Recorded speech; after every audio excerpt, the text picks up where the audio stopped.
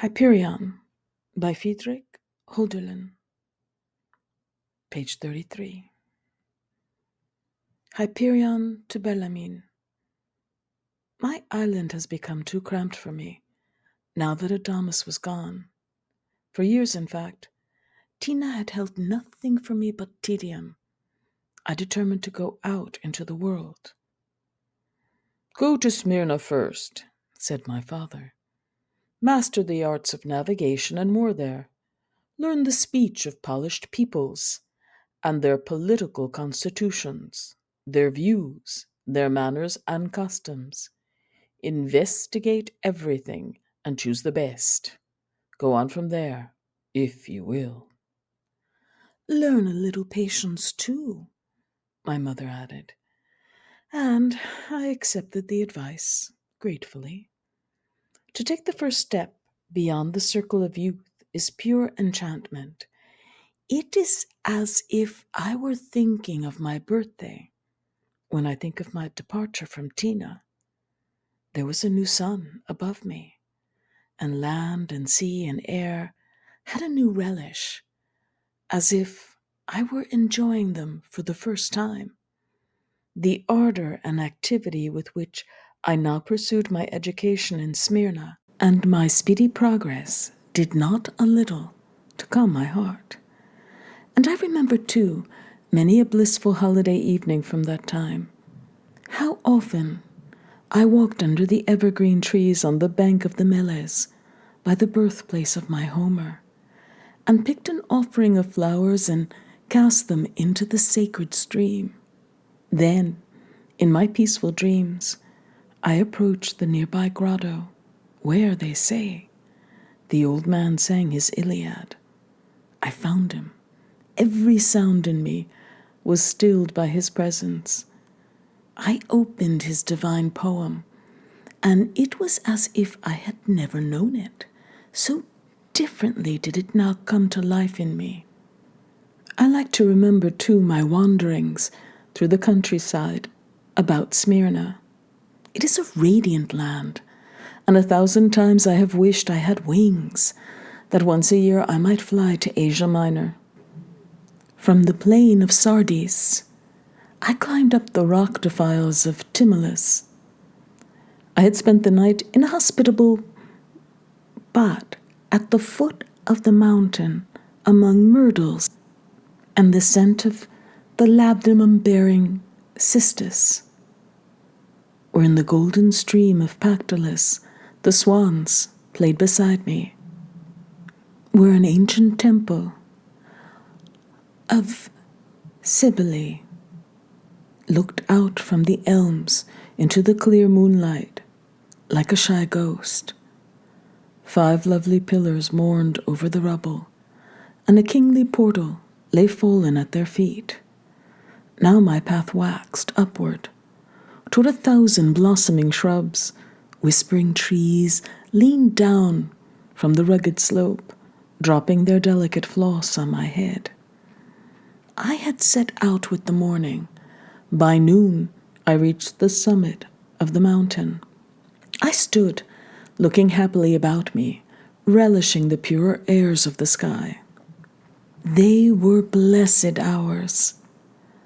Like a sea, the countryside from which I had climbed up lay spread before me, youthful, filled with living joy. Spring's heavenly, unending play of colors greeted my heart, and even as the sun in the heavens found himself again in the 1,000 changes of light that the earth sent back to him, so my spirit recognized itself in the fullness of life that was all about it, that beset it from every side. To the left, the stream, an exultant giant, plunged down into the woods from the marble cliff that hung over me, where the eagle played with his fledglings, where the snow-crowned peaks glittered up into the blue ether. To the right, storm clouds came rolling over the forests of Syphilis. I did not feel the rushing wind that bore them on. I felt only a faint breeze in my hair, but I heard their thunder as we hear the voice of the future, and I saw their flames, like the distant light of dimly apprehended divinity. I turned southward and walked on. Now there lay before me the whole paradisal countryside, through which the Castrus flows in so many an enchanting meander, as if it could not linger long enough amid the profusion and loveliness that surrounds it. Like the zephyrs, my spirit wandered blissfully from beauty to beauty, from unknown peaceful villages lying deep at the foot of the mountain, on to where the chain of Mesogis was dimly visible. I came back to Smyrna like a drunken man from a feast. My heart was too full of pleasant things not to impart some of its abundance to mortal existence. Nature had yielded me too happy a booty of her loveliness for me not to make good the deficiencies of human life with it. My paltry Smyrna clad herself in the colors of my enthusiasm and stood before me like a bride. Her flocking citizens attracted me. The absurdity of their ways amused me, like a children's prank. And since by nature I was above their established forms and customs, I played with them all, putting them on and taking them off, like carnival costumes. But what I now found giving some savor to the insipid fare of daily intercourse was the well-proportioned faces and figures that compassionate nature still sends, here and there, like stars, into our darkness. What heartfelt pleasure I took in them! With what faith did I read those smiling hieroglyphics! But I had almost the same experience with them that I had had long ago with birches in spring. I had heard of the sap of these trees, and was all agog at the thought of what a precious drink their graceful stems must yield. But there was neither strength nor life enough in it.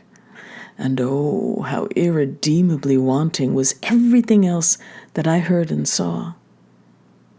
As I went now here, now there, among these polished people, it seemed to me that human nature had resolved itself into the multifarious species of the animal kingdom. As everywhere, so here too, the men were especially demoralized and corrupted. Some animals howl when they hear music, but my more mannerly humans laughed when the conversation turned to beauty of spirit and virtue of heart. Wolves run away when you strike a light.